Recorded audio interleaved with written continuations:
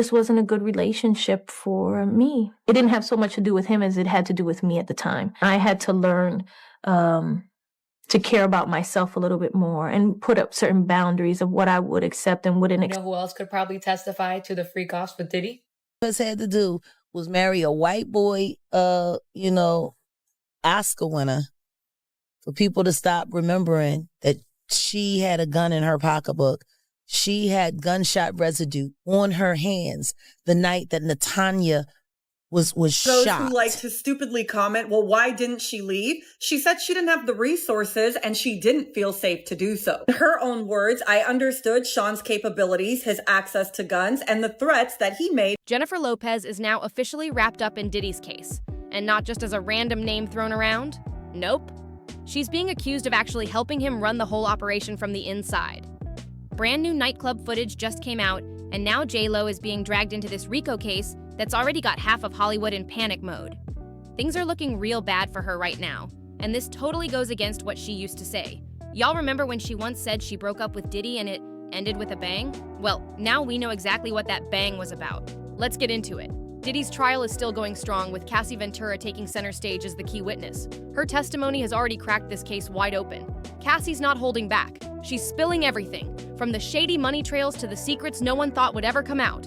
And now, J.Lo's name is being dragged back up, but not as a victim like she's claimed for years. Nope. According to new reports and hard receipts, Jennifer wasn't just in the room, she was in the game. Honestly, this shouldn't shock anyone, because her name's been floating way too close to this drama for too long, even though she's kept her mouth shut. And remember Natanya? The same woman from that 1999 club shooting who miraculously survived a gunshot while other key witnesses either disappeared or stayed silent? Well, here's the bombshell. Natanya now claims it was J.Lo herself who allegedly brought the weapon into the club and handed it straight to Diddy. Yeah, you heard that right, J.Lo. And when everything went sideways, she's also the one who allegedly ditched the weapon. That means Jennifer was right there when the cover-up went down. Reports say law enforcement and witnesses were paid off, and J.Lo simply looked away. Not then, not later, not even now. She's been silent this whole time. But not for long. That subpoena is coming, and when it does, she'll have no choice but to take the stand. So for her to suddenly play the victim now? Please, that's not survival. That's calculated silence. She's been holding her breath for years, hoping her name wouldn't come up. But now, the feds are stacking more receipts by the day. Jennifer Lopez is about to raise her right hand and swear to tell the truth, whether she wants to or not. Now, before we dig deeper into how J.Lo is tangled up in all this, let's take a second to talk about Cassie, because the patterns here are way too similar.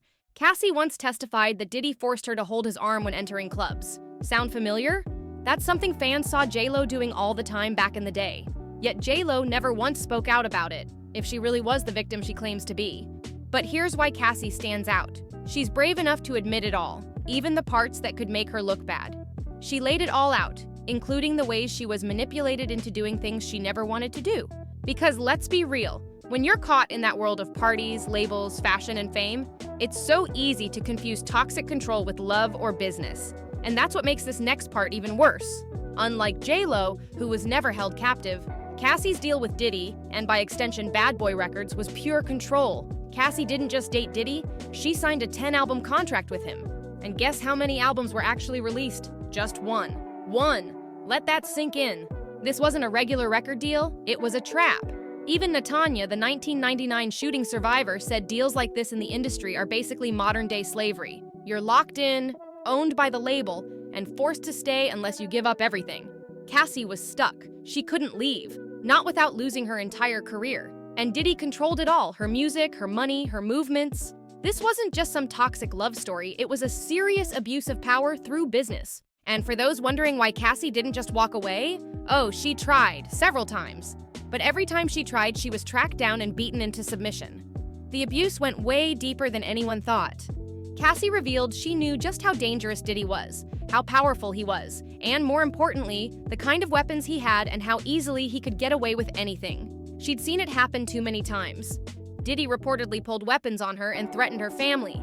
And remember, when prosecutors raided Diddy's Miami home, they showed photos of the shocking stuff they found. Weapons, stilettos, and more. So when Cassie says she feared for her life and her family's safety if she left, that wasn't just fear, that was pure survival. Imagine being trapped like that, knowing that if you leave, your mom or siblings could be hurt. People love to say just walk away, but when you're up against someone with millions of dollars, endless connections, and a reputation for violence, walking away can feel impossible. And the chains aren't just physical, they're emotional and psychological. That's full-blown Stockholm Syndrome right there. And don't forget, Diddy made sure Cassie looked like she was living a dream. Glamorous parties, red carpets. So who would have believed her? Even now, people still call her a liar or say she's a bitter ex going after Diddy's money, even after CNN leaked that brutal video of him hitting her. But here's where it gets even crazier. The RICO charges, this is where J.Lo is seriously caught up. Because this isn't about Diddy just being a bad boyfriend anymore. That's not why the feds are coming after him so hard. This is about racketeering, and let me break it down real quick. The RICO Act, short for Racketeer Influenced and Corrupt Organizations Act, is used when someone's entire business or empire is really just a front. The RICO case is all about organized crime, and in this situation, Diddy's empire was the perfect cover. His fashion brands, liquor companies, music labels. But behind the scenes, there are now shocking claims of abuse, manipulation, and worse. And here's the thing. Legal experts are saying the feds don't need to prove every single detail. All they have to show is that some criminal activities were happening under the umbrella of a legit business. That's it. And Diddy's empire? It's massive. We're talking Bad Boy Records, Combs Enterprises, Sean John, millions were moving through his hands. If even one part of that machine was doing illegal stuff, boom, that's enough to trigger a full RICO case. Diddy basically created a business model where the darkest behavior could hide right out in the open. And here's the wild twist. Diddy's success might actually be what brings him down. When you build an empire this big and shady things happen inside it, you can't just act like you didn't know, especially when you're the boss, the face of it all, and allegedly involved in the criminal activities yourself. So even though the trial is still rolling, prosecutors don't need to prove that Diddy built a giant empire. We can all see that. The real issue now is what kind of illegal activities were going on behind the scenes. Because once they expose that criminal side, the entire empire becomes evidence. That's how RICO works. It's not just about a single crime, it's about the whole system that helped that crime thrive. Now let's swing back to J.Lo. Let's be clear, she's not facing charges yet, but the connections are getting impossible to ignore. If more witnesses start saying she was present or even helped enable Diddy's behavior, even if she didn't fully understand it, things could spiral fast for her. That's why her name keeps popping up again and again. Was she just arm candy at these parties, or was she part of a way darker operation than anyone ever guessed? Remember, it's already established that she was the one who carried Diddy's weapon into the club that night.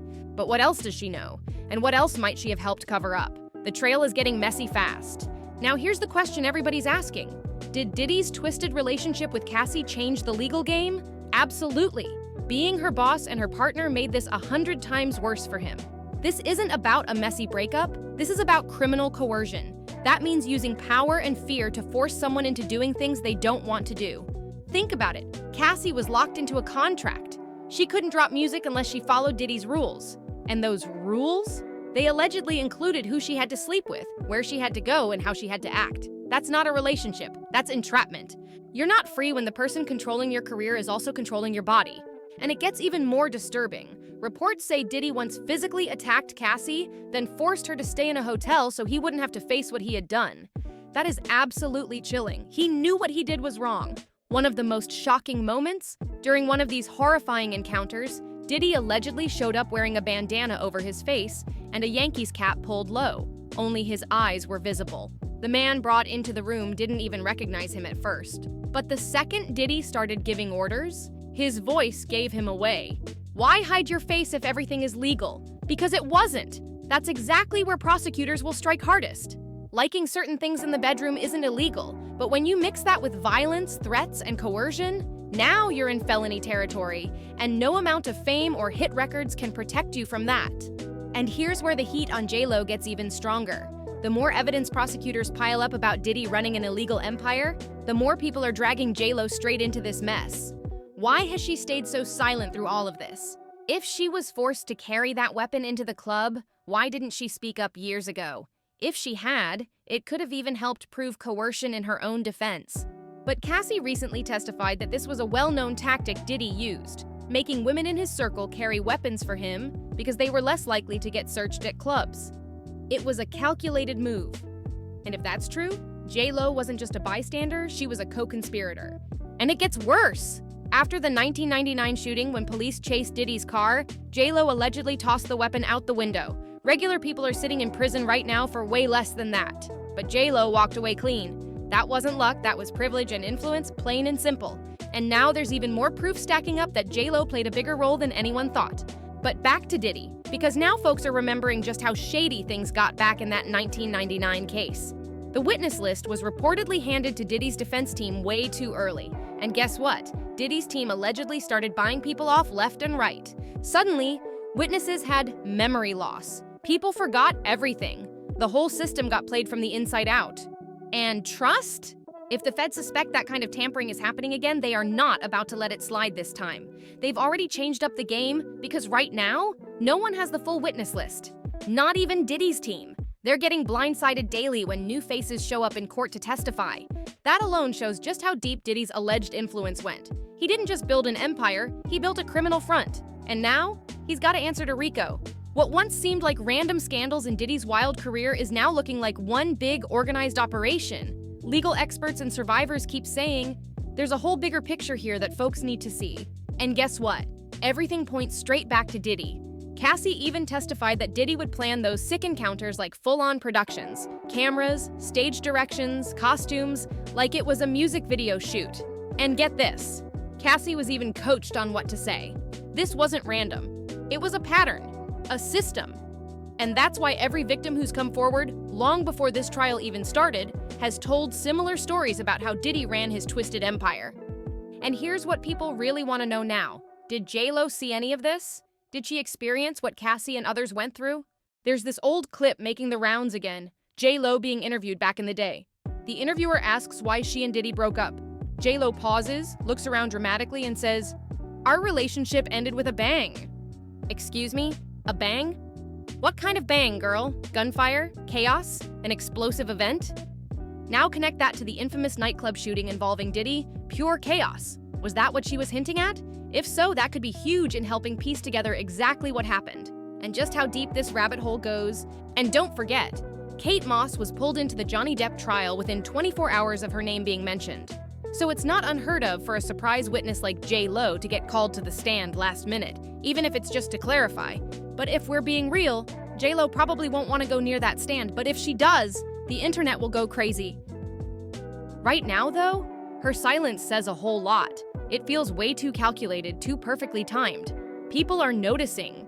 If you were close to someone during their rise to fame, were involved in their life, and there's footage that clearly raises questions, why say nothing, even just to clear your name? Right now, it looks like J.Lo is trying to protect the brand, not tell the truth.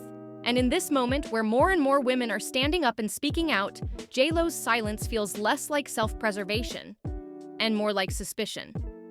But then again, it's classic J.Lo. She doesn't move unless it benefits her directly. And here's another piece of this dark puzzle. Diddy's baby mama is sitting quietly in court like nothing's wrong, but insiders say the energy is super strange. These women have all been through Diddy's worst behavior, and yet there they are, still showing up for him. Are they loyal? Scared? Financially trapped? It's not clear, but it's not normal. And it's not just rumors, there's receipts. Look at Misa Hilton. She once styled high-end clients, then ended up homeless, living in her car after it was allegedly stolen or repossessed. She had to ride the train to survive. And people were wondering, why didn't Diddy help her out?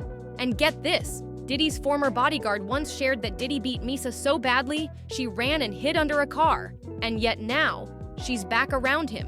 Why? Fear? Loyalty? Pressure? Whatever the reason, it's disturbing. And J.Lo? She might be caught in the same web. And it does not look good.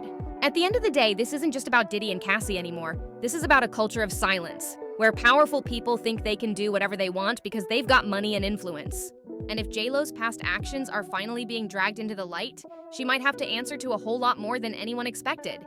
J.Lo may have been playing both sides for years, but now it's time for justice. Time for accountability. Cassie's voice matters. The patterns are clear. And if more names start coming out, including J.Lo's, the world is going to have to face some hard truths about who we support and what we ignore. Stay sharp because this is far from over. Drop your thoughts below and I'll catch you in the next one.